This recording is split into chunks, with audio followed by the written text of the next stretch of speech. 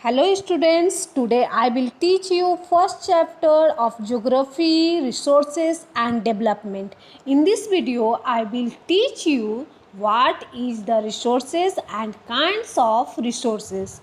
So let's get started. First of all, discuss about resources. What is resources? So nature give us lots of things, environment give us lots of things, but everything that we get from environment is not resources. Only the things that fulfill our needs. Their base three criteria. They become the resources. Whatever we are getting from environment is should be technologically accessible. Second, economically feasible. Now even we have the technology, we have the means of access the resources to expensive. There is no point like ocean water. You can get so many resources. Third, culturally acceptable.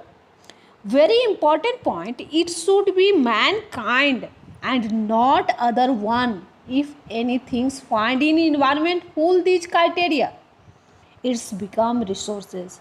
It means anything that has some utility to satisfy our needs is known as a resources. Human beings are important resources because their ideas, knowledge and skills lead to the certain of new resources.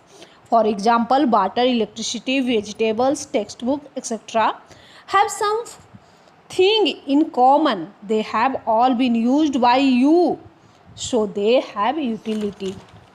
Utility is what makes an object or substance a resource. It use or utility gives it a value. So all resources have some value. Value means worth. Some resources have economic value, some do not economic value. For examples, metals may have an economic value and also a beautiful landscape may not, but both are important and satisfy human needs. Second topics in this chapter, resources can be classified in the following ways. On the basis of origin, biotic and abiotic. So biotic resources are the resources you get from the biosphere and have life, such as human beings, plants, animals. Abiotic, non-living things, means without life. For example, rocks and metals.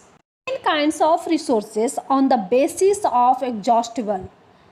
A. Renewable resources and B. Non-renewable resources.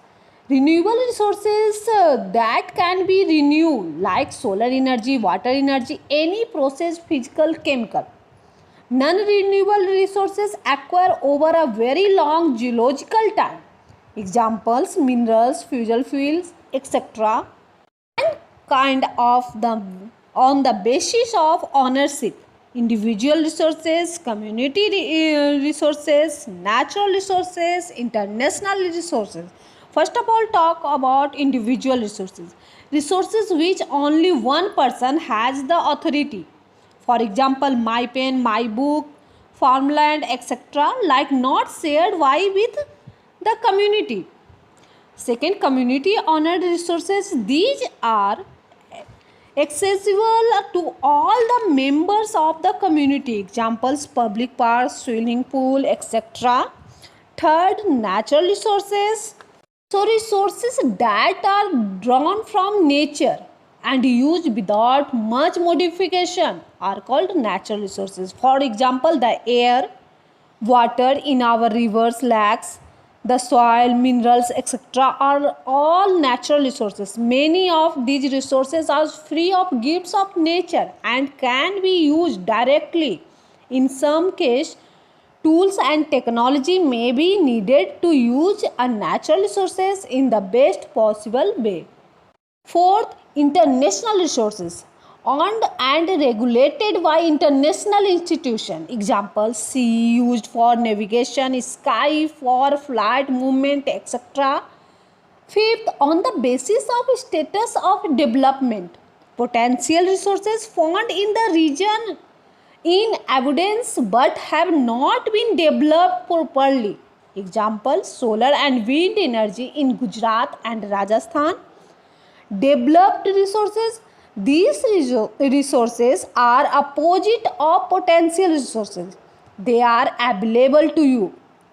Example, coal, petrol, etc.